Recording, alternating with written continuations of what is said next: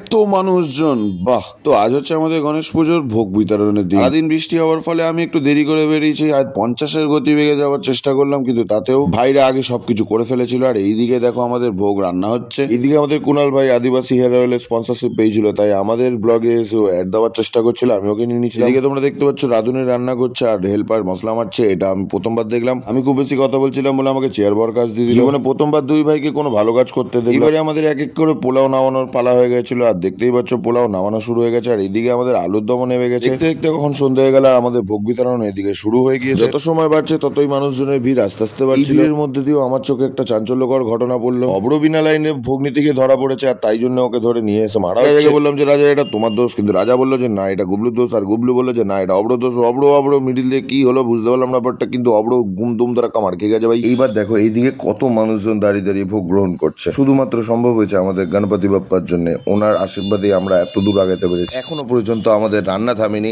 এখনো পর্যন্ত আমাদের রান্না হয়ে যাচ্ছে। ঠিক সেই রকমই মানুষের ভিড়ও আস্তে আস্তে বেড়েই চলেছে, থামার নামই নেই। তারপর দেখা হলো আমার এই কিউট ভাগ্নের সাথে, কিন্তু ওকে আমি যতই ডাকি না কেন আমাকে কিছুতেই পাত্তা দিল না। আমি ভোগ খাবো বলে কুণালকে বারবার ধরে বলছিলাম আমাকে একটা ভোগ দে। মেম্বারদের খাবার আগে আমি দাঁড়িয়ে দাঁড়িয়ে এক জায়গায় লুকিয়ে লুকিয়ে খাচ্ছিলাম, কিন্তু আমাকে তার আগেই রাজা ধরে নিচ্ছে। আর আমি তাই জন্য লোকানোর চেষ্টা করছিলাম, কিন্তু রাজাকে যেভাবে হোক কাটিয়ে কুটিয়ে বললাম একটু খেতে দে। মধ্যেই আমাদের রোমিও কাকা আমাদের মাঝখানে চলে এসেছিল আমাদের একটু মনোরঞ্জন করার জন্য। এইদিকে দেখো আমাদের রাত 9:30 বাজে, আর এখানে এখনো মানুষজনের ভিড় কমেনি। শম্ভু জানি না কেন হঠাৎ করে নাচতে শুরু করে দিল, আর ওকে দেখে আমিও নাচতে শুরু করে দিলাম। বুঝতেই পারলাম না ব্যাপারটা কি হলো। আজকের মতো ভোগ বিতরণের ব্লগ এইখানেই শেষ। দেখা হচ্ছে তোমাদের সাথে নেক্সট ব্লগ মানে ভাসানের ব্লগে। যারা যারা এখনো আমাকে ফেসবুকে ফলো করেনি বা ইউটিউবে গিয়ে সাবস্ক্রাইব করেনি, তো সাবস্ক্রাইব করে নিও। Thank you.